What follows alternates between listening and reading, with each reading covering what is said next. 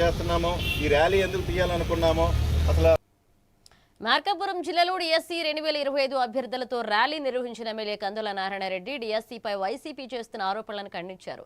నియామకాల్లో ఎలాంటి ఆక్రమాలు జరగలేదు అని కోర్టులు స్పష్టం చేశాయని, రాజకీయ ప్రయోజనాల కోసమే తప్పుడు ప్రచారం చేస్తున్నారని విమర్శించారు. ఇక పారదర్శకంగా నియామకాలు చేపట్టిన ప్రభుత్వానికి అభినందన తెలిపారు.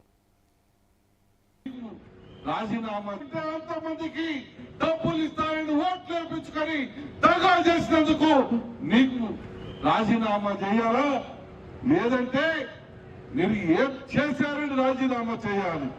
ఒక్క ఉద్యోగం ఇవ్వలేదు, కానీ ఒక్క ప్రాజెక్టు కట్టలేదు.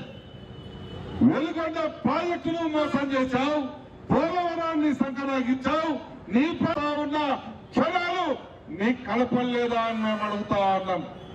ఆ రకంగా తిరుగుతూ ఇప్పటి వరకు 7 లక్షల మందికి ఉద్యోగాలు ఇప్పించినటువంటి చరిత్ర మా యొక్క నాయకుడు లోకేష్ బాబుదైతే మీరు రాజీనామా చేయమంటారు. మెగా డిఎస్సి 2025 పై జరుగుతున్న దుష్ప్రచారం గురించి మేము ఖండించడానికి ఇక్కడికి అందరము వచ్చాము. సో మేము 2018లో డిఎస్సి జరిగిందండి, మళ్ళా 2025లో డిఎస్సి జరిగింది. అంటే దాదాపుగా 7 సంవత్సరాలు. ఆ 2018లో 1 మార్కు 6 మార్కులు మిస్ అయిన మేమందరం ఎంతో కసిగా